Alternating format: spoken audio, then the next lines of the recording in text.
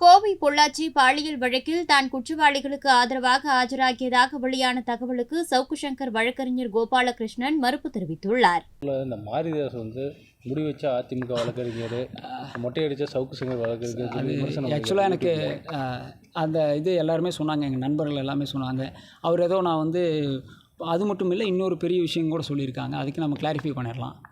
கண்டிப்பாக நம்ம ஒரு கட்சியில் சார்ந்து இருக்கிறது தவறு கிடையாது. அவர் இப்போ ஒரு சின்ன விஷயம், இப்போ குஜராத் போன்ற வட மாநிலங்களில் பெற்றோர்கள் தவறுனா கர்ம காரியங்களுக்கு மொட்டை அடிக்கிற பழக்கம்லாம் கிடையாது.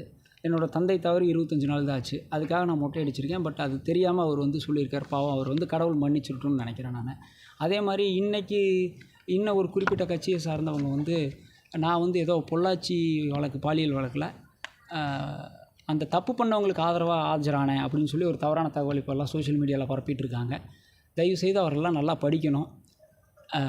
அந்த வீடியோ காணொலியில் இன்றைக்கி இருக்குது. பொள்ளாச்சி வழக்கில் பாதிக்கப்பட்ட பெண்கள் சார்பாக நாம் ஆஜராகி கம்ப்ளைண்ட் கொடுத்து அவங்க கூட துணை நின்று அந்த குற்றவாளிகளை கைது செய்கிறதுக்கு தான் நாம் உதவி செஞ்சுருக்கோமே தவிர குற்றவாளிகளுக்காக நாம் அந்த வழக்கில் ஆஜராகலை. எதுவுமே தெரியாமல் நுனிப்புள் மேய்ஞ்சிட்டு தவறுதலாக அரசியல் சார்பாக சொல்கிறாங்க. சமூக நீதி, இந்த மனித உரிமை செயல்பாட்டுறது, கருத்து சொல்கிறது, இதெல்லாம் ஒரு கட்சிக்கு மட்டும் சம்மந்தம் இல்லை. நாம் ஒரு கட்சியில் சார்ந்து இருக்கோங்கிறதுனால மக்களுக்கு நல்ல விஷயம் செய்யக்கூடாதுன்னு கிடையாது. எங்கெல்லாம் சமுதாயத்தில் பாதிப்பு ஏற்படுதோ என்கிட்ட வர்ற கிளைண்ட்டுக்கு என்னால் முடிஞ்ச உதவிகளை நான் செஞ்சுட்டு தான் இருக்கேன். மரிதாஸ் பாவம், அவரை கடவுள் மன்னிக்கட்டும். அதே போல் நேற்று சவுக்கு சங்கர் இங்கே ஆஜர்படுத்த வர சொல்லி போலீஸ்காரங்க கூட்டிகிட்டு வரல, நீங்கள் மதுரைக்கு கூட்டிகிட்டு போனாங்க. இல்லை, அதுதான் நான் உங்களுக்கு நேற்றே ப்ரெஸ் மீட்டில் சொல்லியிருந்தேன்.